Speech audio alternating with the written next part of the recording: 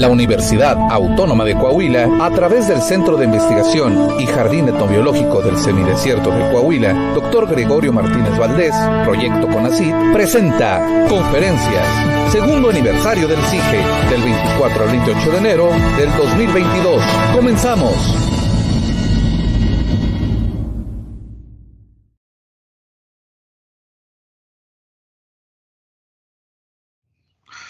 Bien. Muy buen día.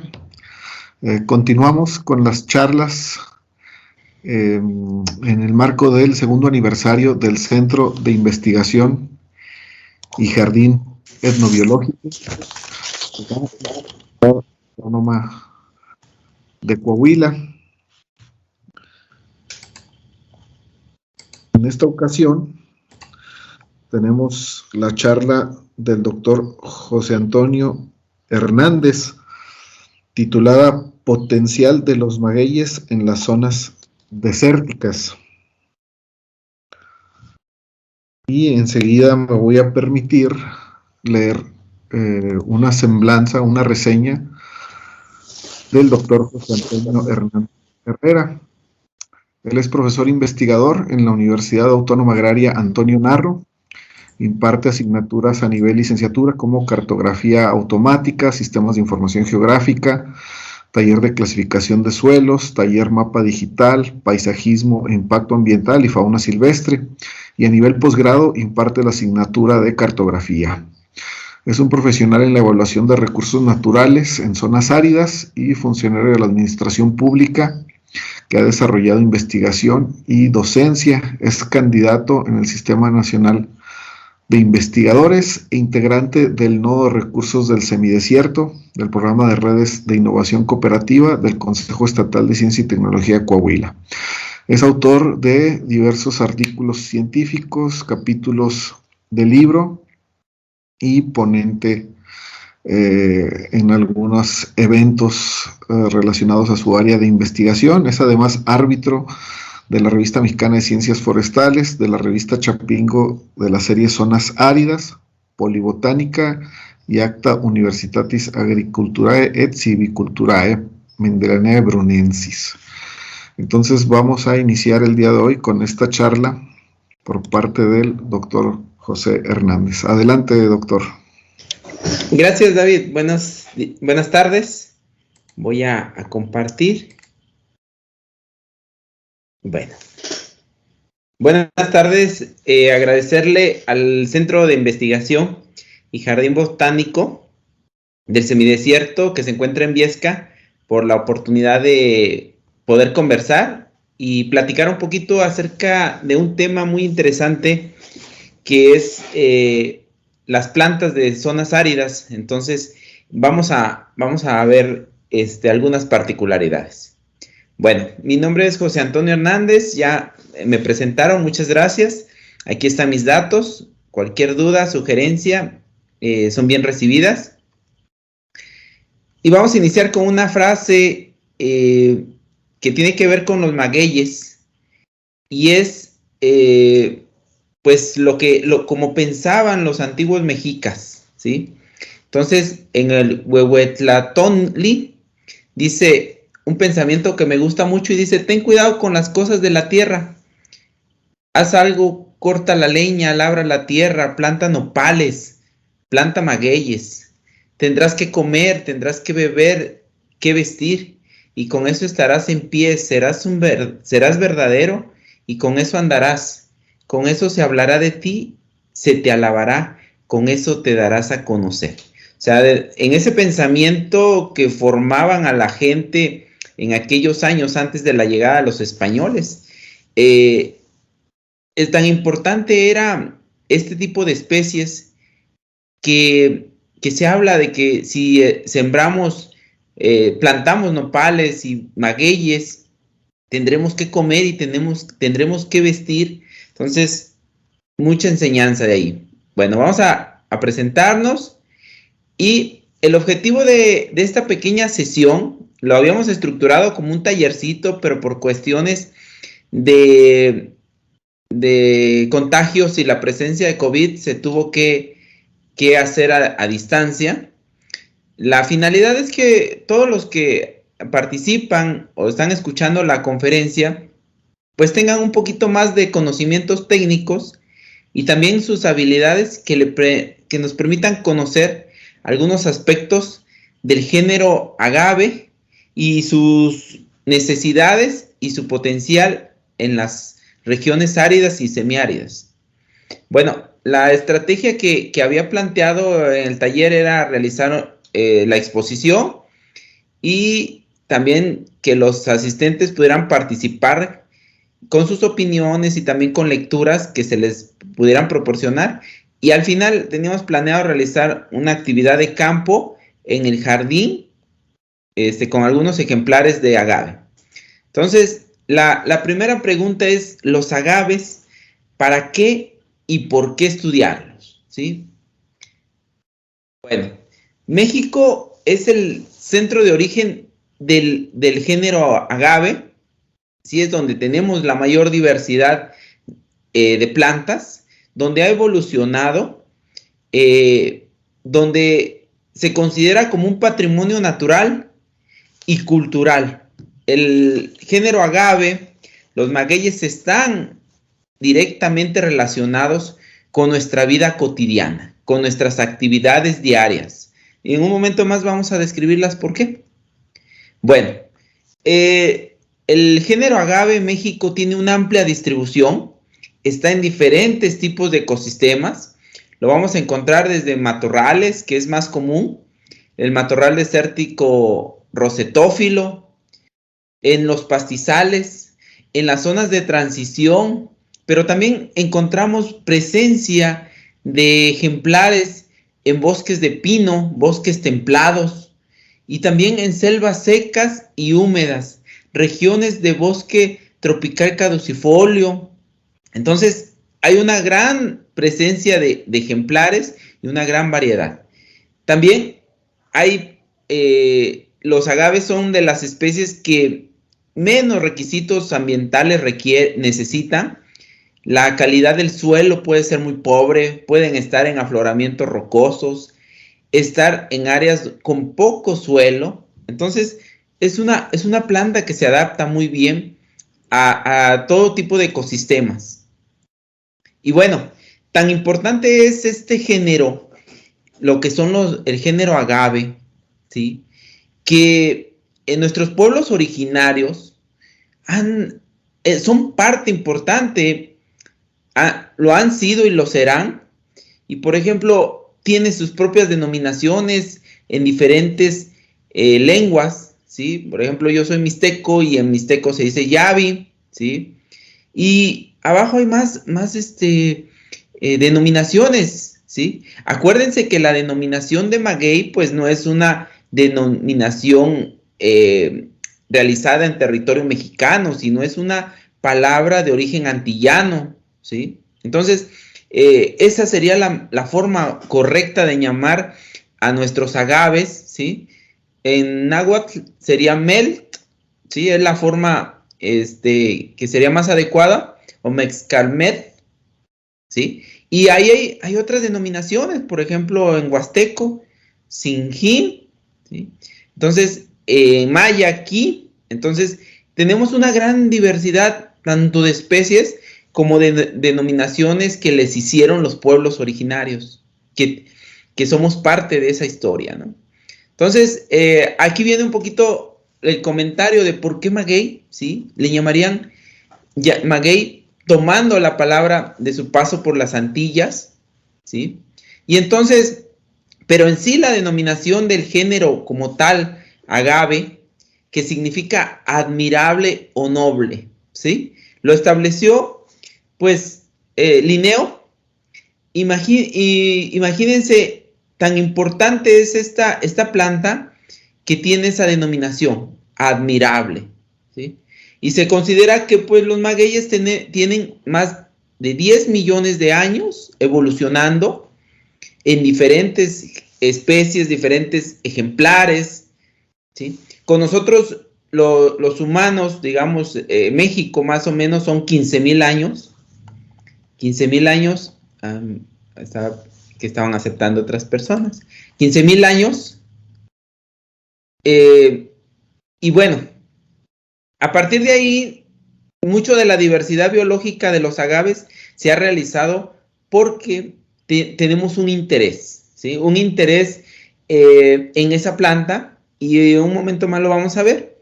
Y entonces hay agaves también en Centroamérica, en Sudamérica, pero donde ha evolucionado o hay más diversidad es en México. Bueno, y dentro de esas, por ejemplo, especies de agave, últimamente las que llaman la atención son las que se pueden producir en mezcal, y dentro de esos mezcales pues está el tequila, ¿sí? Pero no solamente hay esos magueyes, es bien importante estudiarla porque se considera que hay 200 especies de maguey en el mundo registradas. En México tenemos 150, pero también tenemos de esas 150 solo el 10% aproximadamente, o 14 ejemplares, son las más usadas, ¿sí? Para la producción. Y 18 están en peligro de extinción. Entonces, es un género que tiene mucho potencial, que se ha estado usando, pero que también representa algunos riesgos para su permanencia. Bueno, aquí en este estudio de Trejo nos menciona quería mostrarles en esta imagen las diferencias dentro de los agaves para producir pulque en el centro del país, ¿sí? Van a ver, hay diferentes tipos, desde que son los agaves salmianas, y dentro de esos tienen algunos fenotipos, ¿sí? Que le llaman ellos amarillo, como la letra, donde está la letra A, el ayoteco, la letra B, el C, el colorado, ¿sí? Entonces, hay diferentes, tanto subespecies, por ejemplo, en la letra K, en la parte de abajo, está agave salmiana, subespecie tehuacanensis, ¿sí? Entonces, hay una gran diversidad de ejemplares. Esta imagen, la que está en el centro, le di un clic, esa la tomé aquí en Saltillo, también ejemplares muy grandes, muy buenos para producir pulque, y vamos a ver por qué un ratito más. ¿Hay alguna duda hasta acá? Si me escuchan. De momento no, doctor. Bueno, muy bien. Bueno, entonces, dentro de la denominación de los agaves, ¿verdad? Vamos a ver que el maguey, como se le conoce normalmente, pues es un árbol, ahí lo mencionan como un árbol de las maravillas. En realidad, pues no es un árbol, ¿verdad? Porque no tiene las estructuras leñosas, pero es una planta maravillosa, eso sí, ¿sí? Que nos da lo más usual, las bebidas, como el aguamiel, el pulque, tanto que sirvió a nuestros pueblos originarios en su nutrición, el pulque. También se puede hacer tepache, igual como con la piña. También podemos hacer vinagre. Y la bebida estrella de este momento del maguey, pues el mezcal, con sus variantes, ¿verdad? Pero el mezcal, y dentro de eso del mezcal, pues el tequila, el más común. Pero también tiene otras aplicaciones. En textiles se han usado en fibras, ¿sí? Por ejemplo, no se menciona, pero México en 1900 era una potencia en producción de nequén, ¿sí? Igual. Entonces es un agave. También se usa para la construcción, y también mucho, por eso hablaban los antiguos mexicanos de que plantaras maguey, porque te iba a proporcionar vestido, o sea, que son los textiles, bebida, ¿sí? Aunque sean fermentadas, y alimento. ¿Qué hacemos? Pues es indiscutible que las pencas de maguey para la barbacoa, ¿sí? También el alimento del quiote, ¿sí? La inflorescencia asada, la miel o ya lo que es un poquito más la fructosa del agave, que es el que ha tenido más aceptación comercial en este momento. También se puede comer la piña. Entonces, tiene diferentes aplicaciones y ahí faltan los gusanos de maguey, que son una muy buena fuente de proteína y que lo vamos a ver más adelante. Entonces, la diversidad de agaves, ¿sí? Tenemos, por ejemplo, el más común, el más sembrado, la agave salmiana o maguey manso, un maguey muy bonito y que pues en este momento nos da producción de bastante materia de biomasa, ¿sí? Y es el maguey que más se extendió en el país, porque era el maguey que sembraban los tlaxcaltecas, los mexicas, y al empezar por ejemplo, los tlaxcaltecas cuando llegan aquí a Saltillo, traen este tipo de ejemplares, y entonces Saltillo, pues es bien famoso hasta por su pan de pulque, y hay otras poblaciones aquí en el norte de México que tienen esa situación. Entonces, también el maguey de pulque, la agave americana, también muy bonito, se usa su uso igual para pulque, pero también lo podemos usar para la construcción, para los cercos, y una de las grandes ventajas del género agave es su propagación, ¿sí? Son tan nobles que tenemos su reproducción por vía vegetativa, ¿sí? Por medio de hijuelos, ¿sí? Y además por la vía sexual, ¿verdad? Que es más común por hijuelos. Entonces, bien importante este tipo de especies, pero también hay otros, digamos, los agaves dentro del uso. Tenemos un ejemplar que pudiera parecer muy simple y que no pudiera tener tanta importancia, pero hasta el día de hoy, México pues es el único productor de fibra de lechuguilla. Entonces, muy caracterizado a regiones muy secas, a regiones áridas, para que esta planta nos provee el material para el ixtle, ¿sí? El ixtle, la fibra, y que tiene muchas aplicaciones. Entonces, la lechuguilla es una de las plantas más extendidas en el norte de México. También podríamos pensar que las menos valoradas, porque son tan comunes y hasta a veces generan problemas a la gente en que sus espinas, pero es la reina de los desiertos, ¿sí? Entonces, es la reina del matorral desértico rosetófilo. ¿Ok? Entonces, el maguey tiene mucha importancia a últimos años, aunque en Jalisco, por ejemplo, el tequila ya lleva más de 200 años de producción. Oaxaca también son más años. Surge mucho el interés de los agaves en México, surge por la producción de esas bebidas espirituales, ¿sí? Y entonces, las bebidas espirituales en México más comunes es el mezcal. Las bebidas que provienen de un maguey, del género agave, se llaman mezcal, ¿sí? Y se estima que hay 60 especies de agaves, de las cuales pues se usan 14, y de esos 14, miren, por ejemplo, el maguey lo vamos a tener en la mayor parte del país, el maguey mezcalero, ¿sí? La producción de mezcal, y ahí vienen cuestiones de denominación de origen, ¿verdad? Y dentro de esos, pues la reina de los mezcales es el tequila, el agave tequilana Weber, muy conocido a nivel mundial por ser el maguey azul. Entonces, que tiene un área de denominación de origen que nada más está localizada en Jalisco, Nayarit, Guanajuato, donde se puede producir y se puede denominar tequila, pero en realidad todo lo demás son mezcales. Y el bacanora también, el agave angustifolia, que va a ser, o también puede ser de agave pacífica, y que va a estar muy caracterizado, muy enfocado a la región de Sonora. Es una bebida muy aceptada. Aquí plasman también el sotol, pero el sotol no es una agavácea, entonces no es un agave, ¿sí? Es de la familia.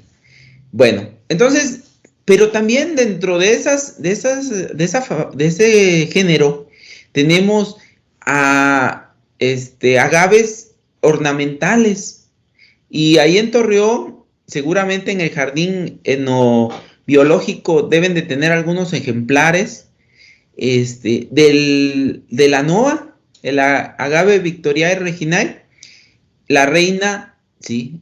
La reina de los agaves. Entonces, importancia ecológica, importancia ornamental, ¿sí? Es una especie que está considerada pues en peligro, que tiene mucho potencial de comercialización para venta, pero hay restricciones y se tendría que evaluar algunas condiciones de la norma 059 para que se pudiera comercializar de forma adecuada.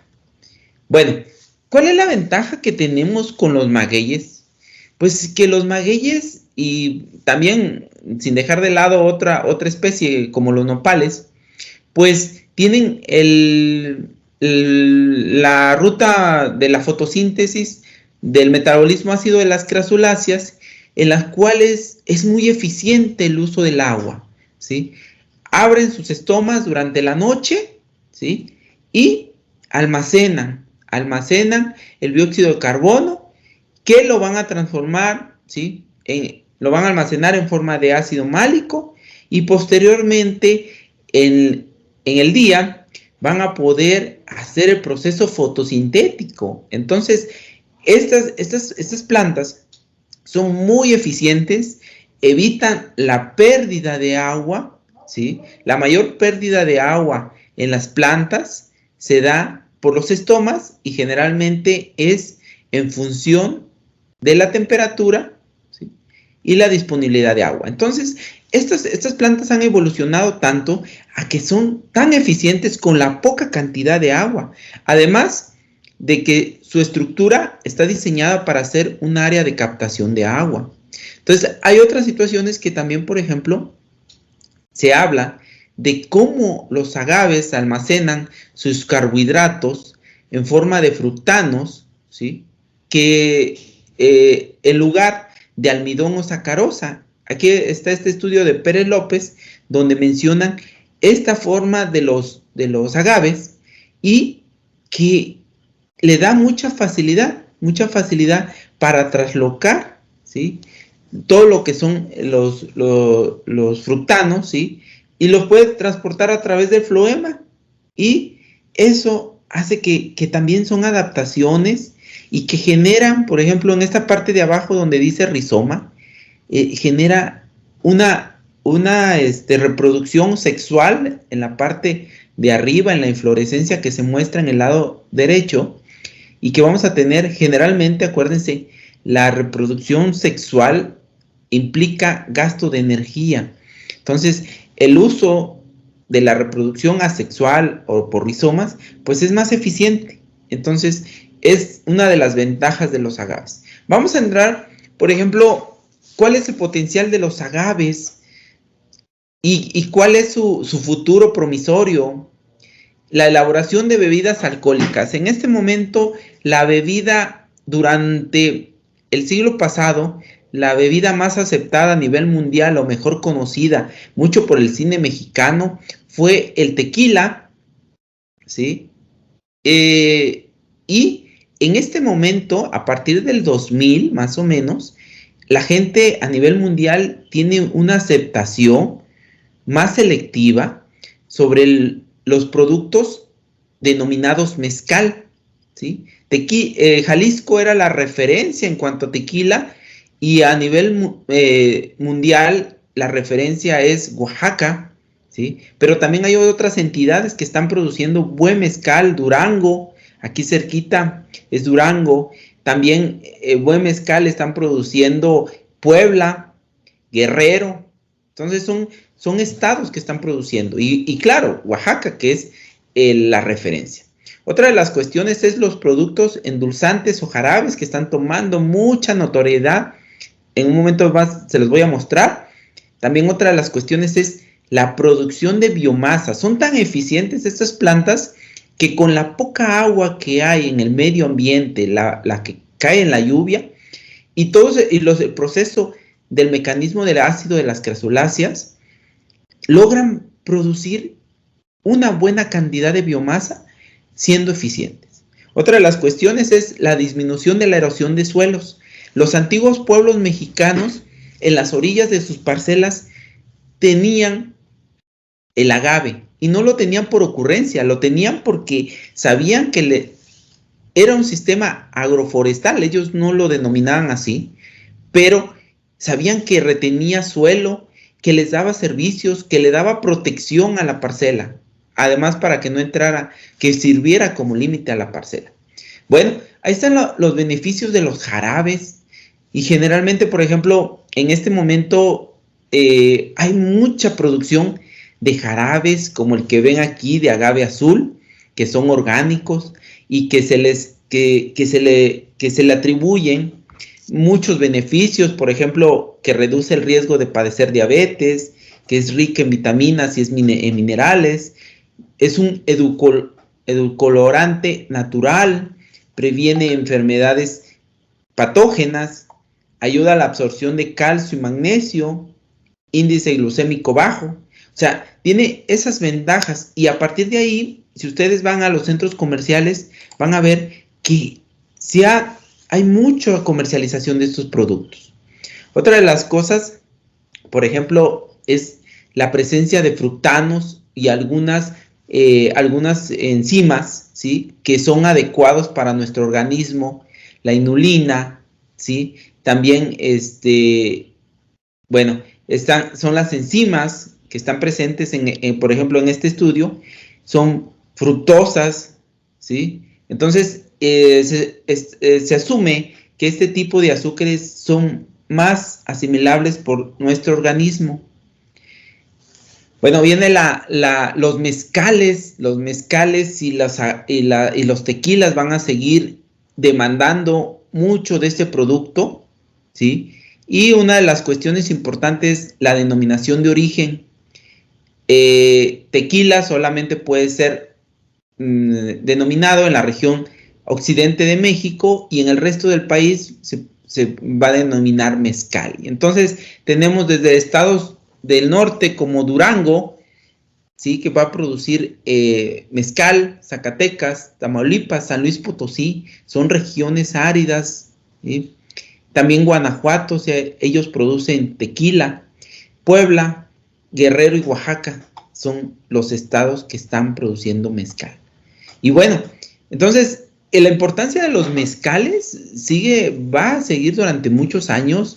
La demanda de la materia prima, por ejemplo, en Jalisco se considera que genera empleos, más o menos 1 millón de empleos en 115,000 hectáreas de agave tequilana. Esa también se ha convertido en un monocultivo, que también hay implicaciones que se han dado, presencia de plagas, enfermedades, que los han solventado porque es una industria muy grande. Bueno, y en México más o menos se tiene estimada que tienen 110,000 hectáreas de agave, y el 80%, ¿sí?, lo que hablábamos, un poquito menos de superficie, arriba de 100,000, son de agave azul, y del resto son de agaves de otro tipo. Pero otra de las cuestiones importantes, y que es parte de la gastronomía nacional, es que los agaves producen, sirven como áreas de alimentación, porque ellos no lo producen en realidad, ahí donde colocan sus huevecillos los insectos, y en estado larvario se pueden consumir. Para la gente del sur, de Oaxaca, de Puebla, es muy común que nosotros podamos comer gusanos.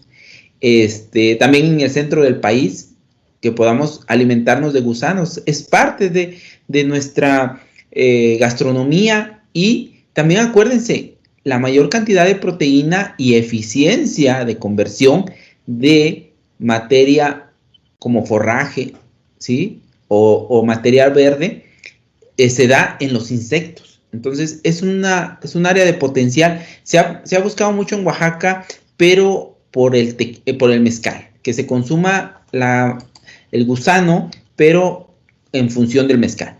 Otra de las cuestiones importantes es la producción de biodiesel y bioproductos.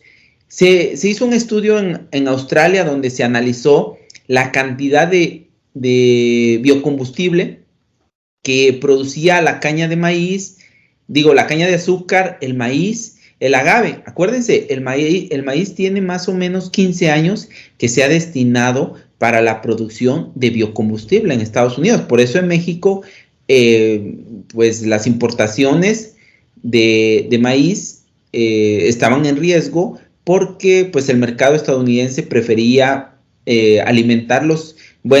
producir biocombustible que alimentar a la gente con maíz, y para nosotros el maíz pues es la base de alimentación.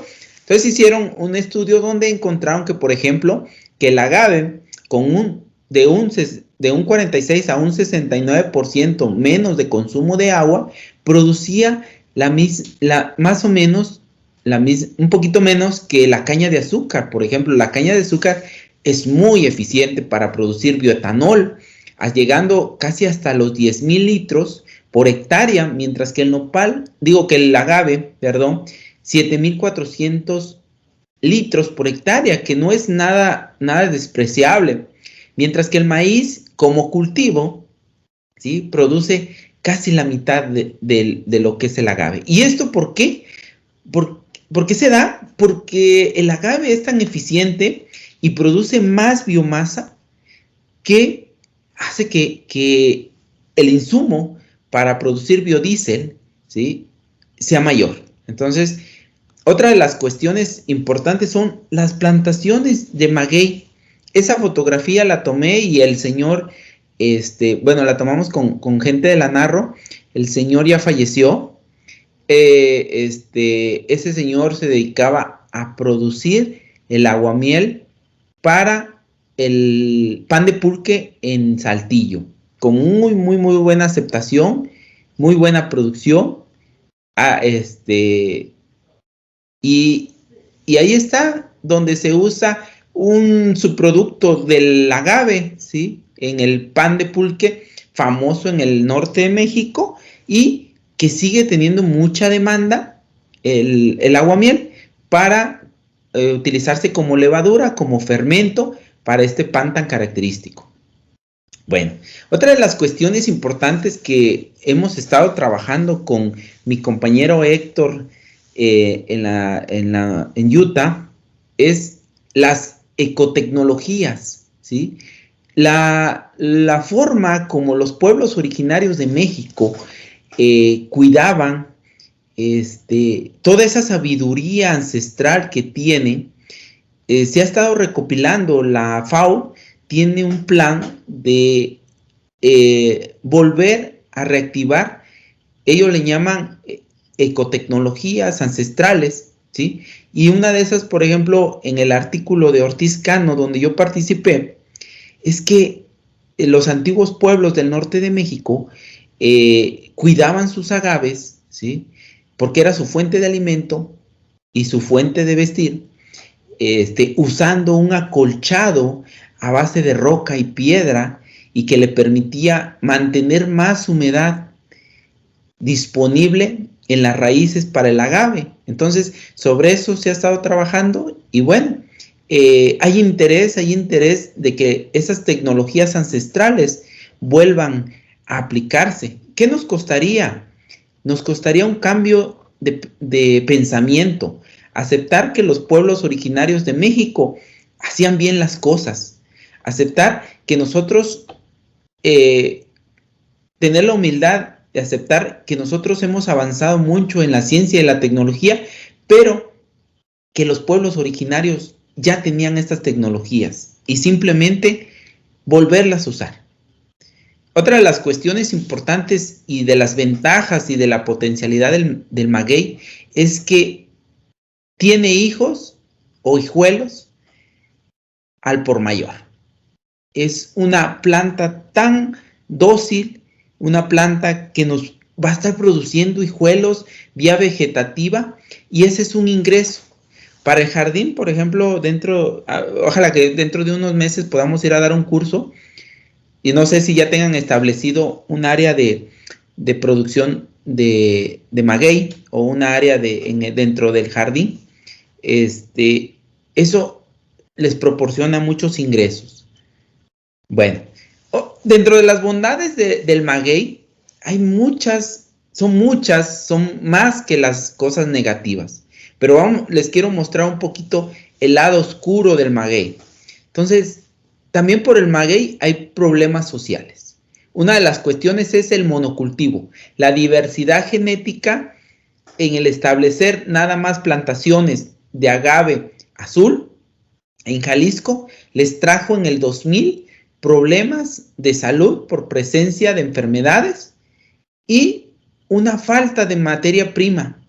Aquí en Coahuila, los productores de tequila estuvieron extrayendo de forma ilegal sotol para usarlo como materia prima del mezcal, del tequila. Una situación que me acabo de enterar y que considero que es alarmante y que considero que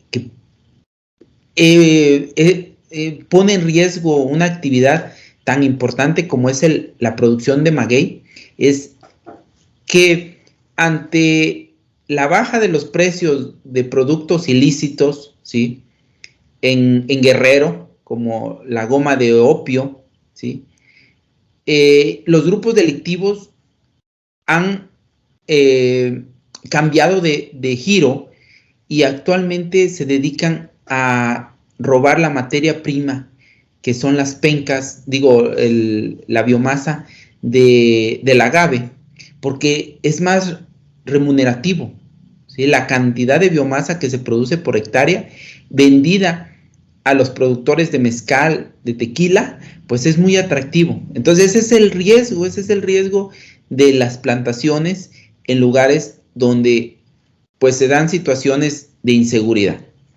Otra de las cuestiones que ha estado muy en el ojo del huracán y que nosotros estamos haciendo una tesis con una alumna de Oaxaca es la extracción de ejemplares de la naturaleza, ¿sí?, para plantarlos y producir materia prima como el agave, del cual se hace pues el mezcal más exclusivo de Oaxaca, denominado Tobalá.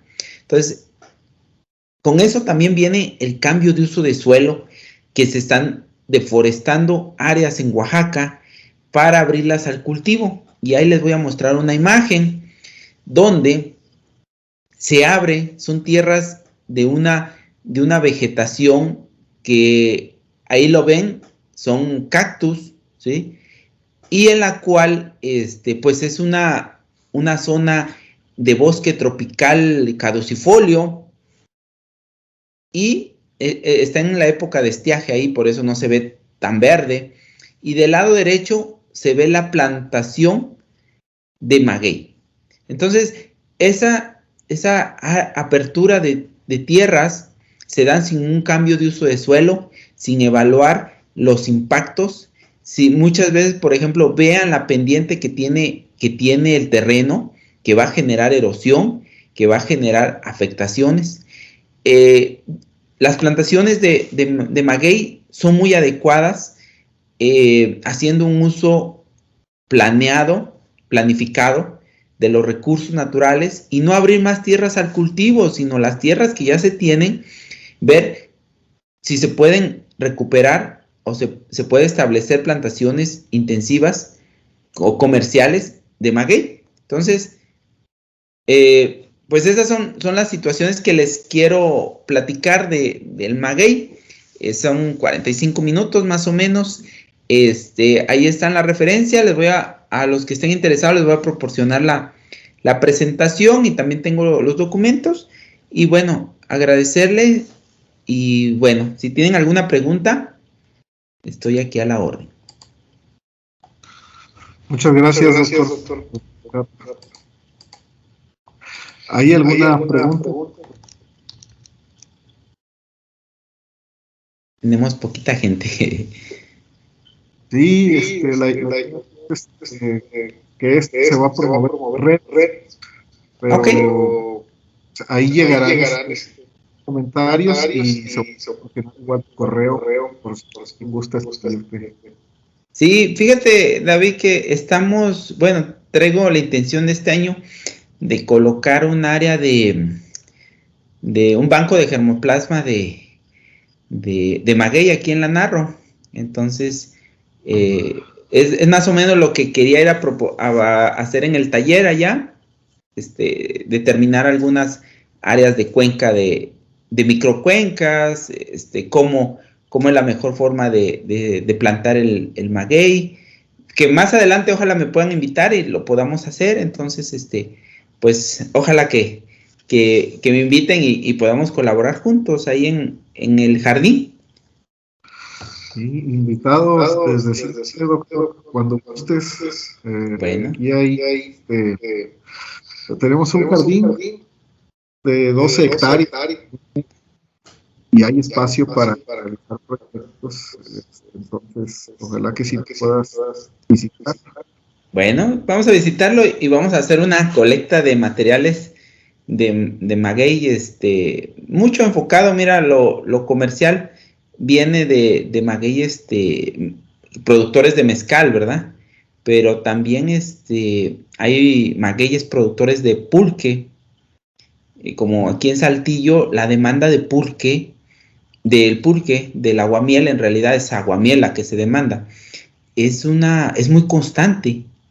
Hay mucha demanda por la materia prima, porque la gente viene a Saltillo y busca el pan de pulque. Entonces es parte ya de la tradición, parte de la comercialización, y son muy pocos productores los que en realidad realizan esa actividad. El señor que falleció, ahorita sus hijos tienen problemas de la propiedad del terreno y bueno, no sé, ya no están, eran los proveedores del aguamiel. Entonces, hay algunas situaciones ahí que nosotros ya no hemos podido ir por esa situación legal que tenían los herederos. Doctor, por cierto, entendí que tequila es la bebida que se trae del agave tequila. Del área geográfica de Jalisco y okay. Guanajuato, sí, pero es un mezcal, es una bebida espirituosa. Ok, ¿y la diferencia entonces entre pulque, aguamiel y mezcal? Ok, sí. El aguamiel va a ser el líquido que se va a extraer directamente del maguey, ¿sí? Va a ser pues lo que es los azúcares naturales.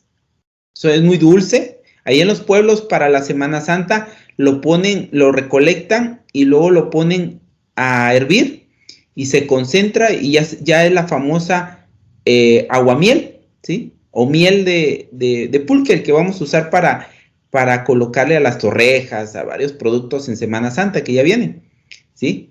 Es la savia, pues, directa, pues, así se le denomina. Si ustedes recolectan la savia directa del maguey, es directo. Y luego, el pulque ya es ese mismo aguamiel fermentado, ¿sí? Cumpliendo los procesos de fermentación, que ya va a ser el líquido blancuzco, ya con cierto grado alcohólico, porque se dio su fermentación. Ese es el pulque, y es la bebida que lamentablemente se dejó de consumir en México en algunas partes por la competencia de las industrias cerveceras, pero la cerveza no provee nada de elementos nutritivos, solamente es una bebida alcohólica, mientras que el pulque es una bebida, sí, alcohólica, pero que nos provee de ciertos, de calcio, ¿sí? y de algunos elementos. Entonces, esa es una bebida, pero pues decían que casi tomar un vaso de pulque era como comer un pedazo de carne. Bueno, es lo que decía la gente, ¿verdad? Y el mezcal va a ser las piñas tatemadas, exprimidas, fermentadas y pasadas por el proceso de destilación. Los dos anteriores, el aguamiel y el pulque, no van a pasar a un proceso de destilación. Ya el mezcal, esos fueron, digamos, el aguamiel y el pulque fueron las bebidas antes de la llegada de los españoles. Cuando llegan los españoles, ellos ya conocen el proceso de destilación, el proceso del alambique, que lo habían heredado de los árabes, y entonces ellos empiezan a preparar las bebidas espirituosas, ¿sí? La bebida que le denominamos mezcal, ¿sí? Y entonces ya pasa en el proceso de destilación, ¿verdad? Y se obtiene la bebida, y hay diferentes clasificaciones de mezcal, y dentro de esa pues está el tequila. Ok, pero entonces igual el aguamiel viene de la piña, de la planta.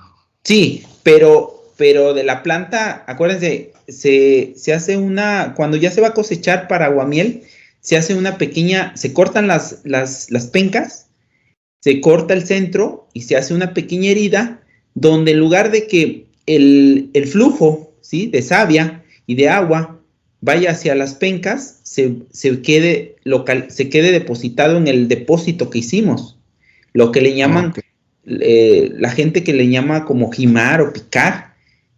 La hieres, pues, lastimas y cortas ese flujo, y es donde se va a juntar el agua a manera de recipiente, y va a ser lo que vas a estar obteniendo todos los días.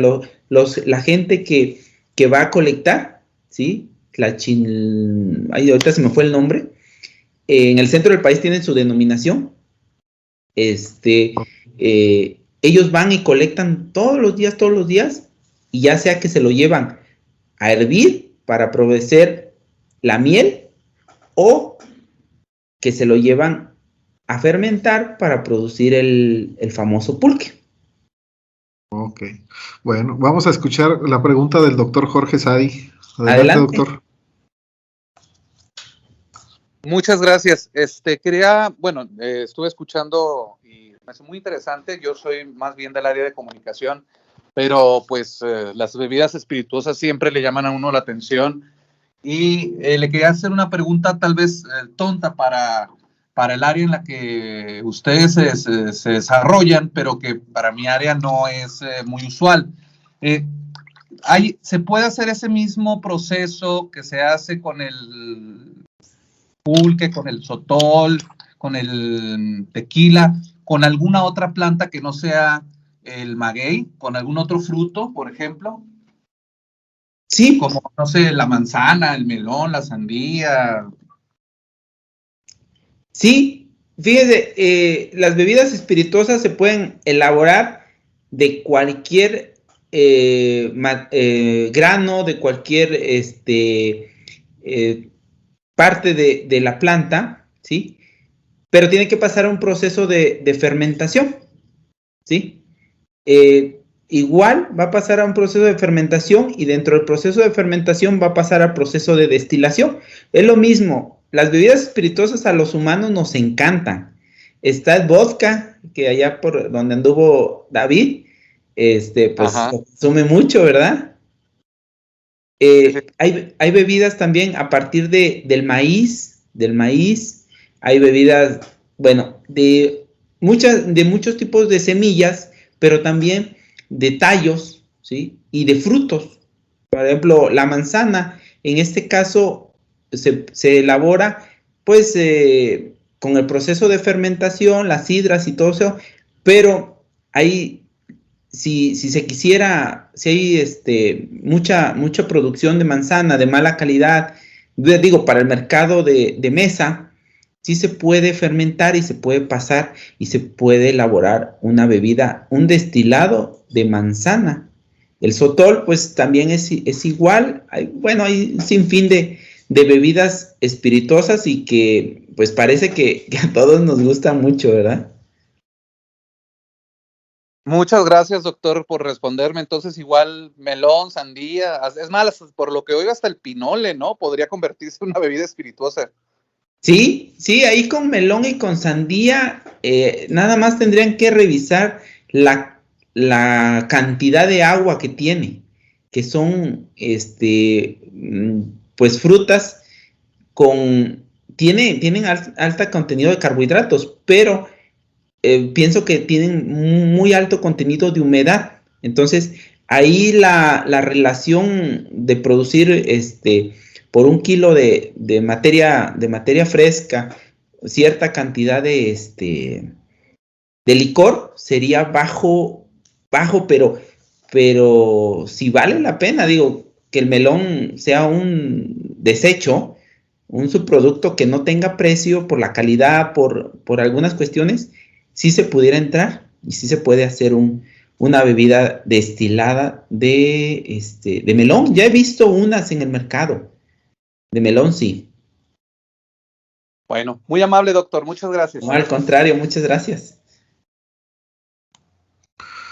Muy bien. ¿Alguna otra pregunta o comentario para el doctor José Antonio?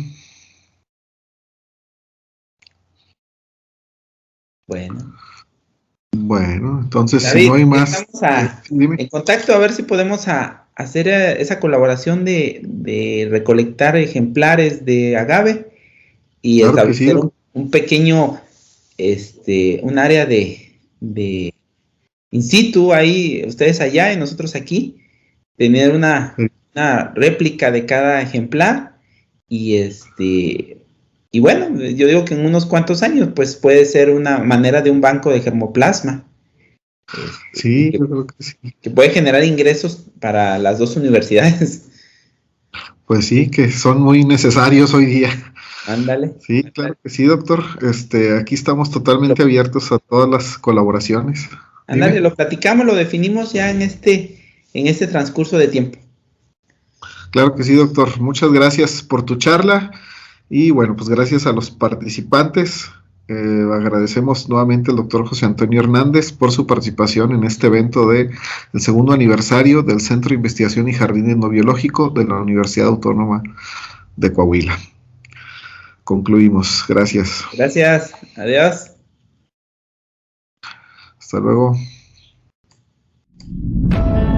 La Universidad Autónoma de Coahuila, a través del Centro de Investigación y Jardín Etnobiológico del Semidesierto de Coahuila, Dr. Gregorio Martínez Valdés, Proyecto CONACYT, presentó Conferencias por segundo aniversario del CIGE. Hasta la próxima.